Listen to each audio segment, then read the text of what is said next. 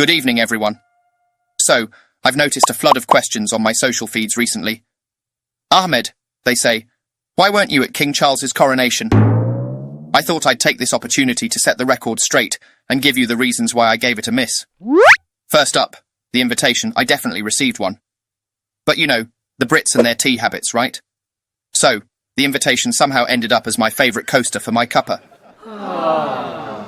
Now about the dress code, they wanted royal attire. Honestly, what does that even mean? Do you like my outfit tonight? This is what I would have worn, complete with the crown. And don't worry, no stolen diamonds here, folks.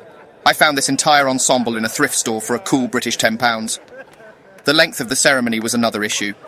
It was so long that I couldn't find a babysitter who could commit.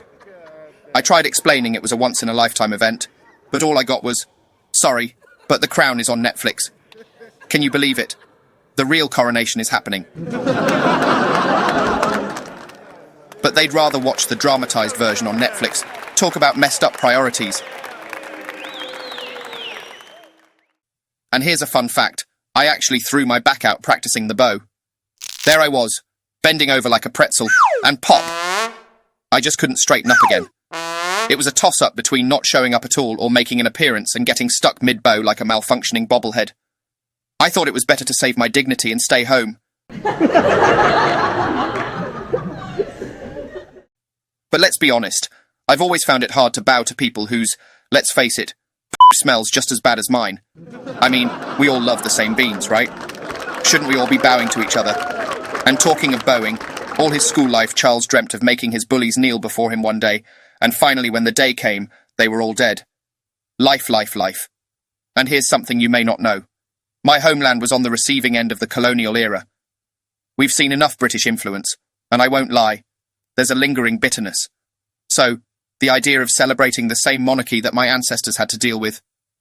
I think I'd prefer to enjoy my tea untaxed. Thank you. The entire ceremony with horse carriages seemed so outdated. In a world where we've got self-driving electric cars and artificial intelligence, they're still clinging to horse-drawn carriages. I wouldn't have been surprised to see messages delivered by carrier pigeons. The truth is, though, I wasn't particularly keen on attending. As an independent artist, I don't need titles, grants or land concessions. I'm here for one thing only, the laughter. The only crown I crave is the one I get from being the comedy king. Duchies and earldoms? No thank you. Give me a full house and an audience in stitches any day. You know what? After a great comedy show, I head home and sleep like a king. No, wait, I probably sleep better than a king. So, there you have it, folks. Those were my reasons for missing out on the coronation. But hey, I've got you lovely people here, and that's royalty enough for me. Who needs a fake smile photo with the royals when I've got a room full of authentic, real smiling faces?